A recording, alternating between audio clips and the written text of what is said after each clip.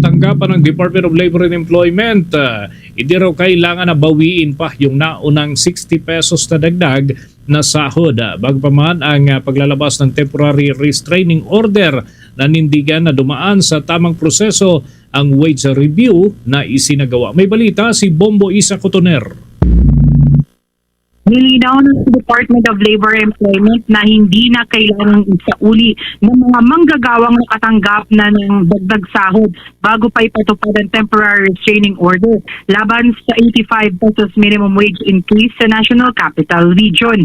Ayon kay Labor Secretary Francis Tolentino, may vested right na mga manggagawang nabayaran na ng dagdag sahod kaya hindi maaaring bawiin o ibawas ito sa susunod na payroll. Anya, nang maihanda at may bigay ang sahod, wala pang kautusan ang National Wages and Productivity Commission na nagsususpinde sa wage hike. Ang unang tranche kasi, Bombo Dennis, ng dagdag sahod ay naibigay na noong Hulyo 25 pa lamang, kaya naman hindi na ito maaaring bawiin.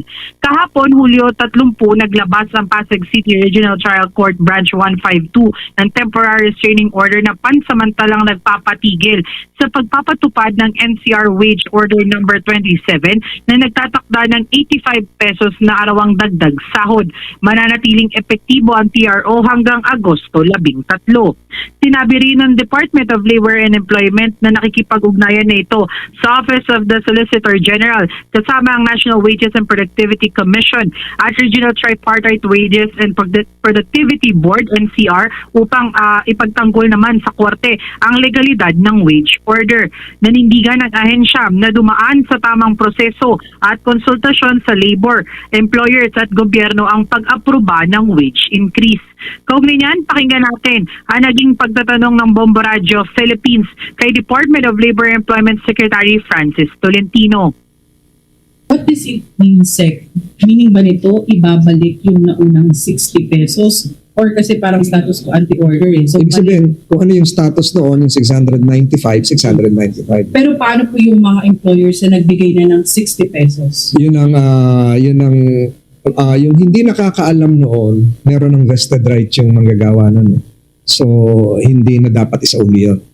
Lalo na ngayon, payday ngayon eh. Oo nga. Payday ngayon. So, hindi na dapat isauli yun.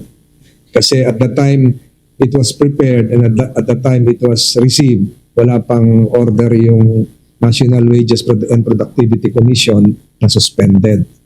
So, ibig sabihin, Sec, sa part ng employer, hindi sila required na kunin pabalik o ibawas sa susunod na sahod? Hindi.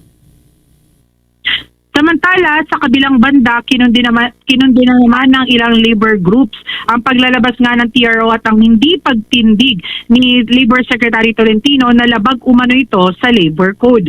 Binatikos ni Kamanggagawa Party List Representative Elisan Fernando si Labor Secretary kaugnay nga yan ng pagpapatupad ng temporary restraining order.